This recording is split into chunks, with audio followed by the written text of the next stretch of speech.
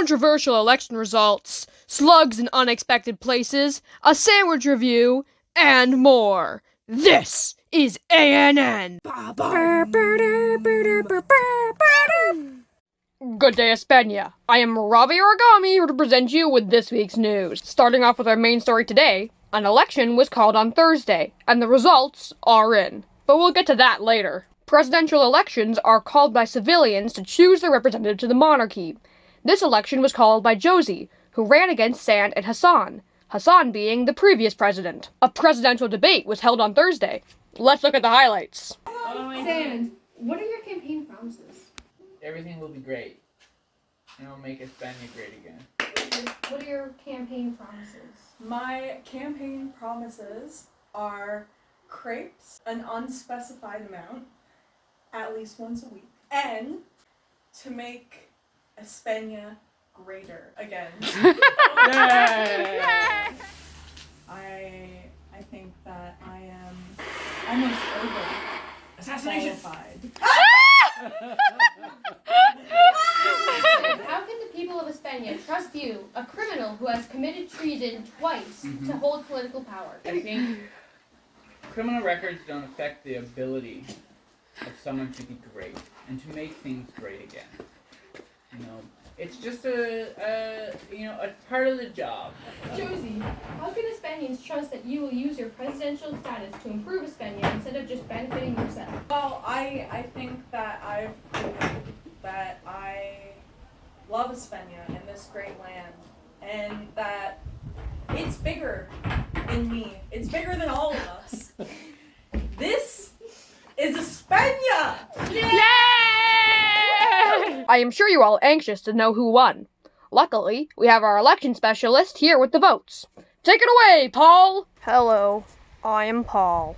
Not Perry, or Plary, or Paulery, just Paul. I have with me the votes of 20 Aspenian citizens, which is an 83% turnout rate.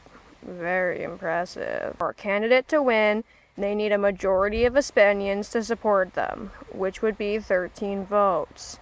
I don't even have 13 friends.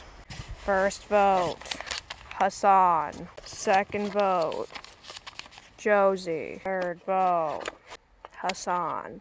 That's 2 votes Hassan, 1 vote Josie. Fourth vote, Hassan. Next vote, Sand. That's 1 vote Sand, 1 vote Josie, and 3 votes Hassan. Hassan. I hope this vote doesn't cause any political controversies. Nobody secured a majority, so the losing candidate, Sand, will be booted, and his supporters' votes will now go to their second place candidate. That now leaves us with a majority. Drum roll, please. The second president of the Kingdom of Aspenia and Sigu Field is Hassan. Wow, turns out being president is the one job you can sleep through the interview and still get. Back to studio. Thank you, Paul. Unfortunately, this election didn't go by without any political drama.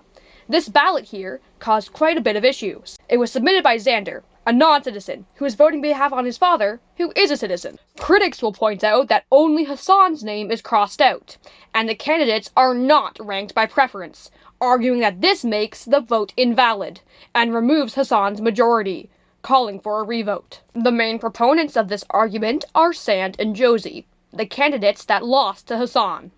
And so many opponents to their claim argue that this issue was manufactured by them so that they can undermine Aspenian democracy like the sore losers they are. Moving on to our next story, the culprit for the broken water pipe has been found. Several rotting slug corpses. The ongoing theory is that the other Aspenia sent kamikaze slugs to ruin the water pipes. We will of course respond with snails in their refrigerator. Currently, we only have one option, sucking the slugs out like a rotted smoothie.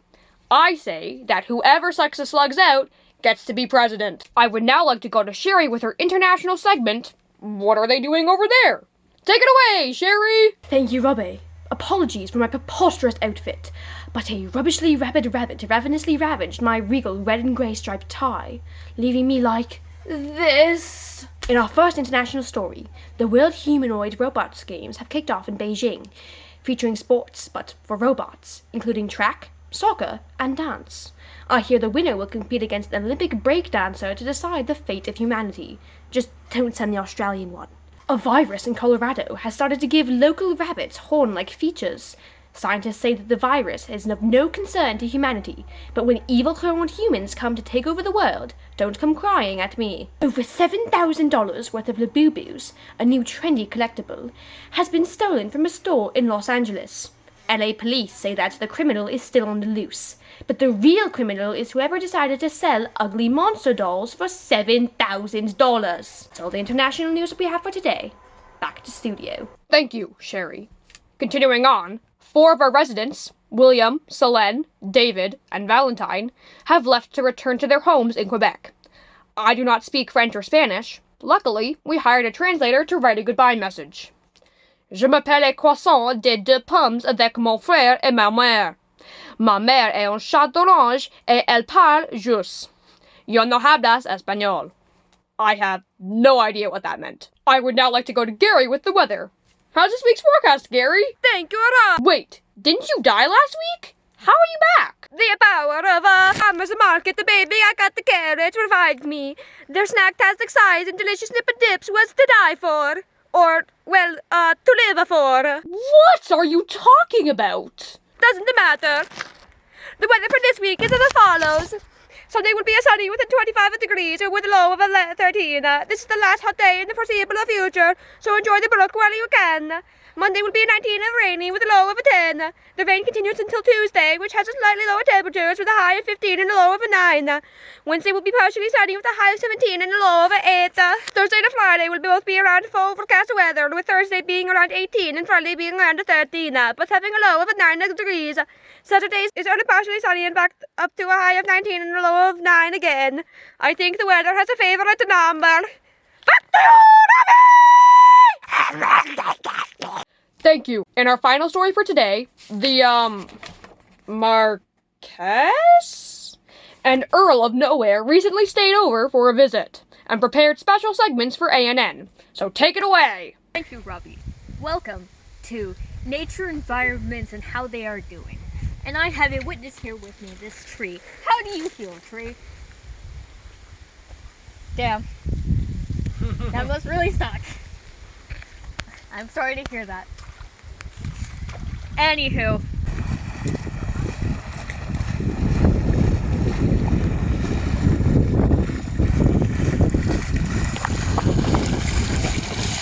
Guess what time it is? Well, what time is it? It's time for a sandwich review. It's time for a classic case of sandwich stalkers. Sandwich stalkers! Whoa! You, what is your name? Daddy, Teddy, and what is your sandwich? cheese and turkey. What ingredients is on it? Cheese and turkey. Alright, and now, this is the fun part, where we go to people and see if it's 10 out of 10. Hey you. Hi. Is bread, turkey, cheese, and bread, is that a good sandwich? What out of 10? That's a pretty good sandwich. That's a solid 8 out of 10. 8 out of 10? Alright. You. What do you think about a turkey, cheese, and bread sandwich? As 10 bad for survival, I say that it is 10 out of 10. 2 minutes later, because it's a random cut, we gotta go back to the original person and get them a sandwich speedometer. After carefully reviewing your sandwich, it is a 7.9 out of 10. And on the sandwich speedometer, that is a solid 203. I guess I gotta go back to my homeland. Back to Back to you, studio. Robbie. Thank you, Marquess, Taylor, and Earl Graham. That's all we have for today. Thank you for tuning in, and we will see you next week on ANN.